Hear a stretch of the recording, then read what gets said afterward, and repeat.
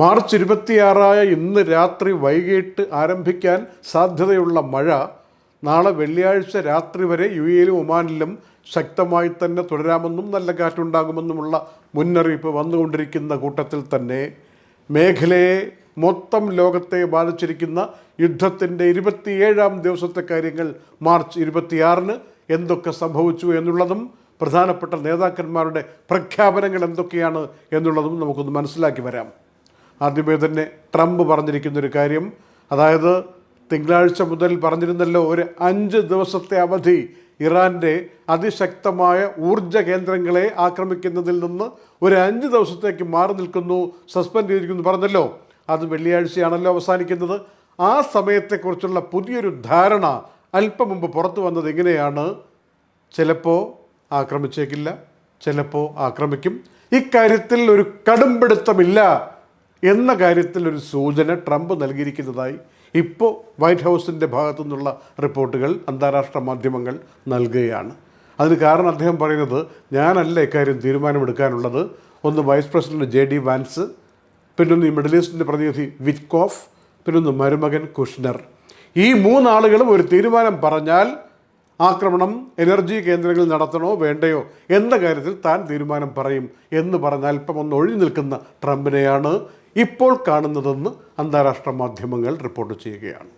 White ഹൗസിൽ cabinet ബ്രീഫിംഗുമായി ബന്ധപ്പെട്ട് Trump ഒരുപാട് കാര്യങ്ങൾ പറഞ്ഞിട്ടുണ്ട്. അതിൽ ചിലതൊക്കെ നമുക്ക് പരിശോധിക്കാം. ഈ ഇറാൻ്റെ ഓയിൽ സപ്ലൈയുടെ കംപ്ലീറ്റ് നിയന്ത്രണം ഏറ്റെടുക്കുന്ന ഒരു ഓപ്ഷൻ അമേരിക്കയ്ക്ക് മുന്നിലുണ്ട് എന്ന് അദ്ദേഹം പറഞ്ഞു. പിന്നെ ട്രംപ് തന്നെ പറയുകയാണ്, ഇന്ന് ഞാനൊരു ആർട്ടിക്കിൾ വായിച്ചു, ഞാനൊരു ഡീൽ ഉണ്ടാക്കാൻ വേണ്ടി ഇങ്ങനെ ദാഹിച്ചു നിൽക്കുകയാണ്, അങ്ങനെയൊന്നുമില്ല, ഉണ്ടാക്കിയാലെന്ത് ഉണ്ടാക്കിയില്ലെങ്കിലെന്ത്, എനിക്ക് അതിലൊരു വിചാരവുമില്ല എന്ന രൂപത്തിൽ അദ്ദേഹം പറഞ്ഞതായും റിപ്പോർട്ടുകളിൽ സൂചനയുണ്ട്. കഴിഞ്ഞ ദിവസം പാതിരാത്രി ഒരു തീരുമാനം വന്നല്ലോ. അതിഗംഭീരമായ മൂല്യവത്തായ ഒരു സമ്മാനം ഇറാൻ്റെ ഭാഗത്തു നിന്ന് ട്രംപിന് കിട്ടി എന്ന് പറഞ്ഞു. എന്താണ് ആ സമ്മാനമെന്ന് വെളിപ്പെടുത്തില്ല എന്ന് പറഞ്ഞു. അത് വളരെയധികം മൂല്യം മതിക്കുന്നതാണ് എന്ന് പറഞ്ഞു. ഇപ്പോൾ അതിൻ്റെ വിശദാംശങ്ങൾ പറയാൻ പറ്റില്ല. ഹോർമൂസുമായി ബന്ധപ്പെട്ടതാണ്, എണ്ണയുമായി ബന്ധപ്പെട്ടതാണ്, ഗ്യാസുമായി ബന്ധപ്പെട്ടതാണ് എന്നിങ്ങനെയുള്ള സൂചനകൾ മാത്രം മാധ്യമങ്ങൾക്ക് മുന്നിൽ നൽകിയ ട്രംപ് ഇന്ന് അക്കാര്യം പറഞ്ഞതായി ചില മാധ്യമങ്ങൾ പറയുകയാണ്. 10 ബോട്ട് നിറയെ എണ്ണ, ഗ്യാസ് ഇവയൊക്കെ ഹോർമൂസ് കടലിടുക്ക് കടത്തിവിട്ടു. ഇക്കാര്യമാണ് സമ്മാനമായി തനിക്ക് കിട്ടിയിരിക്കുന്നത് എന്നാണ് ഇന്ന് വെളിപ്പെടുത്തിയിരിക്കുന്നത്. ഇക്കാര്യം റിപ്പോർട്ട് ചെയ്തിരിക്കുന്നത് CNN ആണ്. യുദ്ധം നയിക്കുന്ന ക്യാപ്റ്റൻ എന്ന രൂപത്തിൽ ട്രംപ് പറഞ്ഞ കാര്യങ്ങളൊക്കെ ഒന്ന് പറഞ്ഞു കഴിഞ്ഞിട്ട് ഇറാൻ്റെ ഭാഗത്തുനിന്നും മറ്റുള്ളവരുടെ അഭിപ്രായങ്ങളൊക്കെ നമുക്ക് നോക്കാം. പിന്നെ ജർമ്മനിയെ ശക്തമായൊന്ന് കുറ്റപ്പെടുത്താനും ഇന്ന് ട്രംപ് മടിച്ചിട്ടില്ല. ഇത് ഇറാൻ യുദ്ധം എന്നുള്ളത് ഞങ്ങളുണ്ടാക്കിയതല്ല, ഞങ്ങളുടേതല്ല, ഞങ്ങൾക്ക് ഇടപെടാൻ പറ്റില്ല എന്ന് ജർമ്മനി പറഞ്ഞതിനെ അദ്ദേഹം ശകാരിച്ചിരിക്കുകയാണ്. ഇതുപോലല്ലല്ലോ ഉക്രൈൻ്റെ മേൽ റഷ്യ യുദ്ധം നടത്തിയപ്പോൾ ഞങ്ങൾ ഉക്രൈൻ്റെ കൂട്ടുകാരോട് ഒപ്പം നിന്നുകൊണ്ട് സഹായിച്ചത് ഓർമ്മയില്ലേ? അതുപോലെ ഇപ്പോൾ ഒരു സഹായം വേണ്ട സമയത്ത് ഞങ്ങളുടെ യുദ്ധമല്ല എന്ന് പറയുന്നത് തികച്ചും നിരുത്തരവാദപരമാണ് എന്നാണ് ട്രംപ് പറയുന്നത്. ലോകം മുഴുവൻ അലയടിക്കുന്നൊരു ചോദ്യമുണ്ട്. ഈ ഇറാൻ്റെ സമ്പുഷ്ടീകരിച്ച യുറേനിയം അമേരിക്ക കൊണ്ടുപോകാൻ ആഗ്രഹിക്കുകയാണോ? അങ്ങനെ കൊണ്ടുപോകാൻ ആഗ്രഹിക്കുന്നു എന്ന തരത്തിലൊക്കെ ചില ഈ 15 പരിപാടികളിലൊക്കെ കണ്ട ഒരു ഐറ്റം അതാണല്ലോ. അതിനെക്കുറിച്ച് പ്രസിഡന്റ് ട്രംപിനോട് മാധ്യമങ്ങൾ ചോദിച്ചപ്പോൾ, ഇത്രയും പരിഹാസ്യമായ ഒരു ചോദ്യത്തിൻ്റെ ഉത്തരം എനിക്ക് പറയാൻ പറ്റില്ല, ഞാനത് കൊണ്ടുപോകണമെന്നോ പോണ്ടെന്നോ പറഞ്ഞാൽ നിങ്ങൾക്ക് എന്താണ്, അതുകൊണ്ട് എന്ത് മാറ്റമാണ് ഉണ്ടാവുന്നത് എന്ന അർത്ഥത്തിൽ ആ ചോദ്യത്തെ തന്നെ നിരാകരിക്കുന്ന വിധത്തിലാണ് ട്രംപ് പ്രതികരിച്ചത് എന്ന് റിപ്പോർട്ടുകൾ പറയുന്നു. പിന്നെ ഒരു കാര്യം കൂടി ട്രംപ് പറയുന്നത്, ഈ ഇറാൻ ഒരു സമാധാന ഉടമ്പടി അമേരിക്കയുമായിട്ട് ഒപ്പുവെച്ചില്ലെങ്കിൽ ഇറാൻ്റെ ഏറ്റവും വലിയ പേടി സ്വപ്നം അമേരിക്കയായിരിക്കും, അങ്ങനെ തുടരും എന്ന് മനസ്സിലാക്കണമെന്നാണ്. ഇതിനിടെ 15 ഇനങ്ങൾ ചേരുന്ന ആ പരിപാടി യഥാർത്ഥത്തിൽ ഇറാൻ്റെ മുന്നിലേക്ക് തങ്ങൾ സമർപ്പിച്ചു എന്ന് മിഡിൽ ഈസ്റ്റിൻ്റെ പ്രതിനിധിയായിട്ടുള്ള വിറ്റ്കോഫ് പരസ്യമായി ഇന്ന് സമ്മതിച്ചിട്ടുണ്ട്.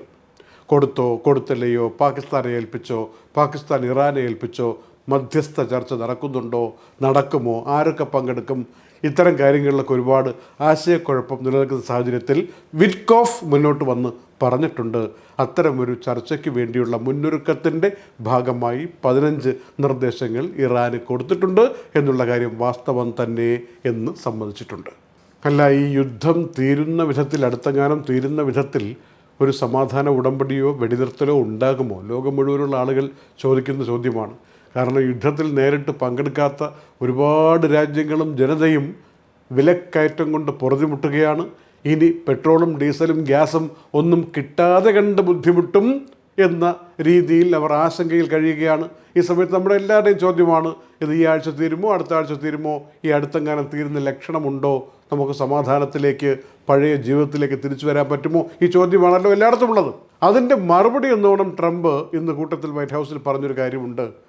ഒരു സമാധാന ഉടമ്പടി ഉണ്ടാക്കണമെങ്കിൽ അതിനു വേണ്ട കാര്യങ്ങൾ ഇറാൻ്റെ കയ്യിലിരിക്കുന്നു.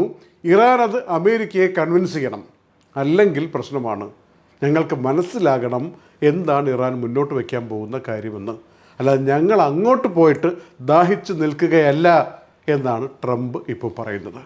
പിന്നെ ഡീലുണ്ടാക്കാനാണെങ്കിൽ ട്രംപിന് അതൊരു വിഷയമേ അല്ലെന്നും, അങ്ങനെ അവിടെ നിന്നൊരു ഡീലുണ്ടാക്കി അതിൽ നിന്ന് എക്സിറ്റ് ആകുന്നതിന് മുമ്പ് കുറച്ച് ടാർഗറ്റുകൾ കൂടി അഡീഷണലായിട്ട് ഇറാനിൽ നശിപ്പിക്കാനുണ്ട് എന്ന സൂചനയും ട്രംപ് നൽകിയിരിക്കുകയാണ്.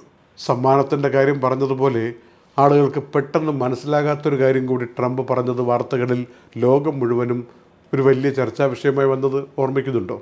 അതായത് ഇറാൻ്റെ പരമോന്നത നേതാവായിട്ട് ആയത്തുള്ള അലി ഖാമിനി കൊല്ലപ്പെട്ടതിന് ശേഷം ട്രംപിനോട് പറഞ്ഞത്രേ കുറച്ച് നാൾ പരമോന്നത നേതാവായിട്ട് ഇറാനിൽ ഇരിക്കണമെന്ന്. പക്ഷെ നന്ദിപൂർവ്വം വേണ്ട എന്ന് പറഞ്ഞൊഴിഞ്ഞു എന്ന് ട്രംപ് പറഞ്ഞത് ഇപ്പോൾ ആഗോള മാധ്യമങ്ങളിൽ വൈറലായി ഓടിക്കൊണ്ടിരിക്കുകയാണ്. ഇറാൻ്റെ സ്റ്റേറ്റ് മീഡിയ എന്ന് പറഞ്ഞിരിക്കുന്ന ചില മറുപടികൾ പുറത്തു വന്നിട്ടുണ്ട്. ഇറാനുമായിട്ടൊരു സമാധാന ഡീൽ ഉണ്ടാക്കുന്ന കാര്യത്തെക്കുറിച്ച് പലപ്പോഴും അമേരിക്ക ഇങ്ങോട്ട് പറയുന്നുണ്ട്. പക്ഷേ അതിൻ്റെ ആ സന്നദ്ധതയിൽ ഇറാന് സമ്പൂർണ്ണമായി സംശയമുണ്ട് എന്ന കാര്യമാണ് ഇറാൻ പറഞ്ഞിരിക്കുന്നത്. ഇതിനിടയിൽ പാകിസ്ഥാൻ 2 രാജ്യങ്ങളെയും തമ്മിൽ ബന്ധിപ്പിച്ചുകൊണ്ടുള്ള ചർച്ച നടത്താൻ വേണ്ടി ശ്രമിക്കുന്ന കാര്യം 2-3 ദിവസമായി വാർത്തകൾ വരുന്നുണ്ട്. പക്ഷേ പാകിസ്ഥാൻ്റെ ഉന്നത വൃത്തങ്ങളോട് ഇക്കാര്യം മാധ്യമങ്ങൾ ചോദിച്ചപ്പോൾ അതൊക്കെ പിന്നെ അങ്ങോട്ട് ചർച്ചയുടെ പുരോഗതി അനുസരിച്ച് പറയാം, തൽക്കാലം ഞങ്ങൾ ശ്രമിക്കുന്നുണ്ട് എന്ന് മാത്രം അറിഞ്ഞാൽ മതി, മറ്റൊന്നുമായിട്ടില്ല എന്ന് പറഞ്ഞ് ഒഴിയുകയാണ് ചെയ്തതെന്നും റിപ്പോർട്ടുണ്ട്. അമേരിക്കയുടെ വൈസ് പ്രസിഡൻറ്റിൻ്റെ തൊട്ടടുത്തിരുന്നിട്ട് തന്നെയാണ് ചില കാര്യങ്ങൾ മാധ്യമങ്ങളോട് സംസാരിക്കുന്നത്.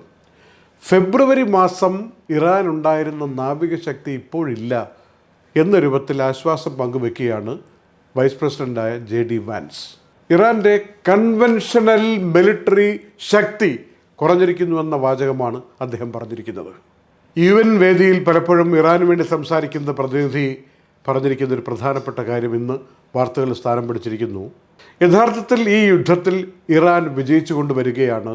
അദ്ദേഹത്തിൻ്റെ പേര് അലി ബഹ്റൈനി എന്നാണ്. അദ്ദേഹം പറയുന്നത് ഇങ്ങനെയാണ്: ഓരോ ദിവസം കഴിയുന്തോറും ഈ അമേരിക്കയുടെയും ഇസ്രായേലിൻ്റെയും ലക്ഷ്യം മുടങ്ങിക്കിടക്കുന്ന ഹോർമൂസിലൂടെ എങ്ങനെ കപ്പൽ ഗതാഗതം സാധ്യമാക്കാം, അമേരിക്കയുടെയും ഇസ്രായേലിൻ്റെയും യുദ്ധത്തിൻ്റെ വിജയം എന്നുള്ളത് കുടികൊള്ളുന്നത് ഹോർമൂസ് കടലിടുക്ക് തുറക്കുന്നതിനെ ആശ്രയിച്ചാണ് ഇരിക്കുന്നത് എന്നിങ്ങനെ ചുരുങ്ങി ഹോർമൂസിലേക്ക് ലക്ഷ്യം വരുന്നൊരു കാര്യമാണ് ഇപ്പോൾ വൻ ശക്തികൾ പറഞ്ഞുകൊണ്ടിരിക്കുന്നത് എന്നും ഇറാൻ പരിഹസിക്കുകയാണ്.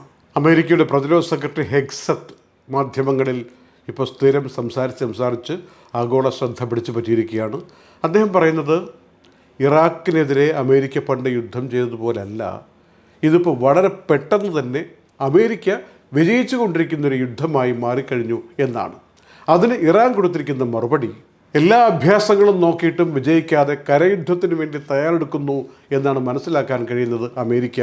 അങ്ങനെയാണെങ്കിൽ അമേരിക്കയുടെയും ഇസ്രായേലിൻ്റെയും ചരിത്രത്തിലെ ഏറ്റവും വലിയ മിസ്റ്റേക്കായിട്ടത് മാറും എന്നാണ് ഇറാൻ മുന്നറിയിപ്പായി നൽകിയിരിക്കുന്നത്.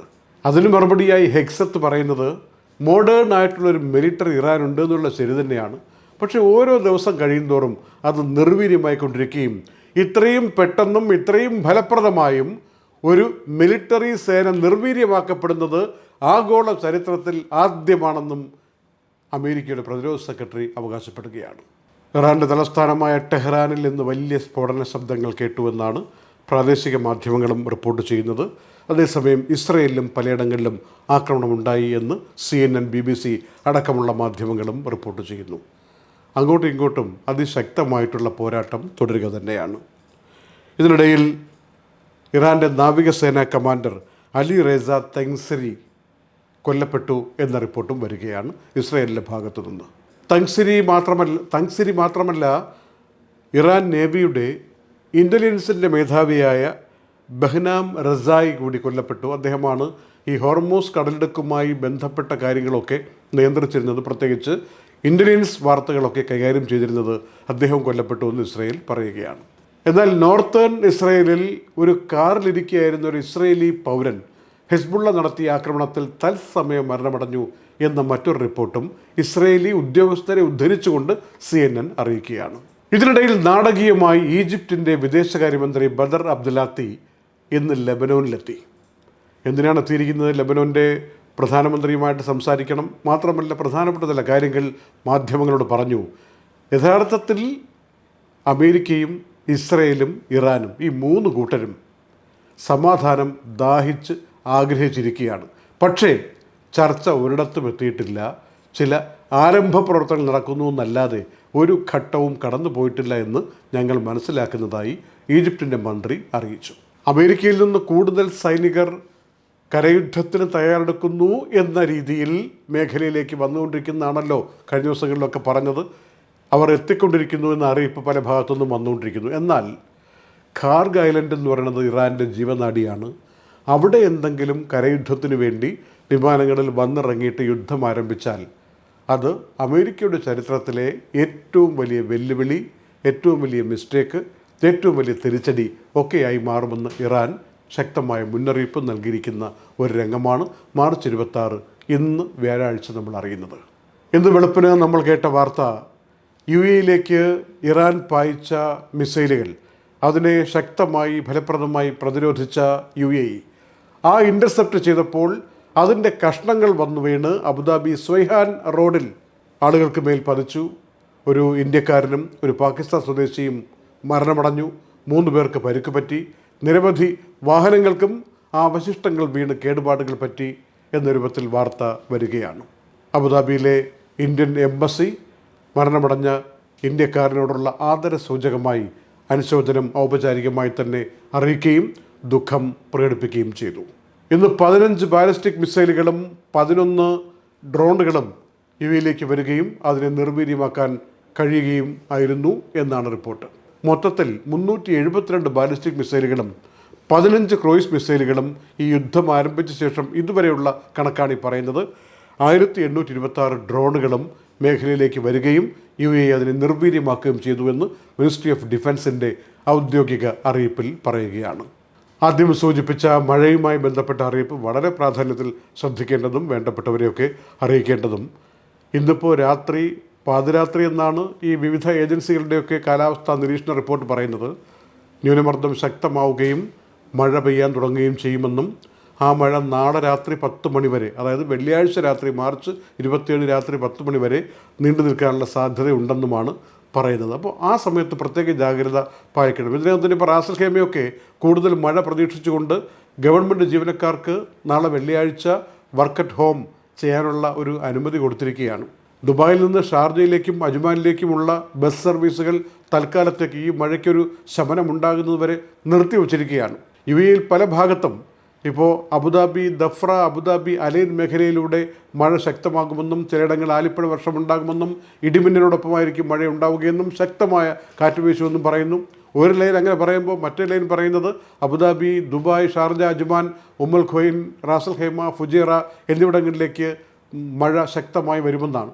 അപ്പോൾ ഈ കഫ്റ്റീരിയകൾ, ഗ്രോസറികൾ, ചെറിയ സ്ഥാപനങ്ങളിലൊക്കെ ഈ ബലമില്ലാതിരിക്കുന്ന പുറത്തുള്ള ഷെഡുകൾ പോലെയോ ടെൻറ്റുകൾ പോലെയോ കസേര പറക്കിയിട്ടൊക്കെ വെച്ചിരിക്കുന്ന സംവിധാനം ഉണ്ടാകുമല്ലോ. ആൾക്കാർ വന്ന് ഈ നല്ല കാലാവസ്ഥയിൽ ഇരുന്ന് കഴിക്കട്ടെ എന്നൊക്കെ ഉദ്ദേശിച്ചുകൊണ്ട് അതൊക്കെ മറിഞ്ഞു വീഴുന്ന രംഗങ്ങൾ ധാരാളം ഇന്നലത്തെ കാറ്റിലും ഉണ്ടായി.